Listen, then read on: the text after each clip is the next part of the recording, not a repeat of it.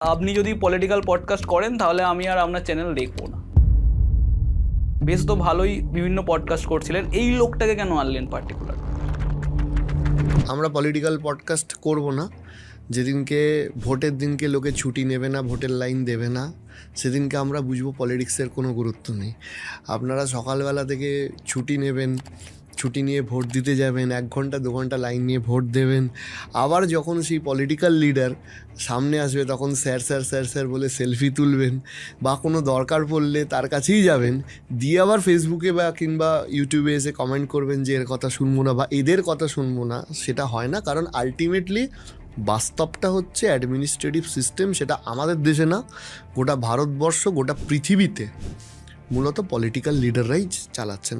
যে স্ট্যাচারের লোকজন আমাদের এই ইন্ডিপেন্ডেন্ট চ্যানেলটায় এসছে, তারা ইন জেনারেল আর কোনো ইন্ডিপেন্ডেন্ট চ্যানেলে যায় না, তাদের এই কমার্শিয়াল টিভি চ্যানেলেই একমাত্র দেখা যায়।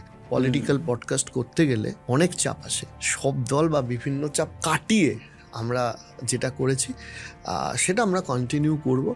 পলিটিক্যাল নেতারা এসে এখানে আগেও বলেছেন, আমার মনে হয় ভবিষ্যতেও বলবেন। আপনাদের যদি মনে হয় যে এরম কোনো প্রশ্ন আছে, যে প্রশ্নগুলো বা যে ধরনের প্রশ্নগুলো আমাদের করলে বেটার হয়, সেইটা আপনারা আমাদের কমেন্ট করে যদি জানান, আমরা সেইটা করার আপ্রাণ চেষ্টা করব।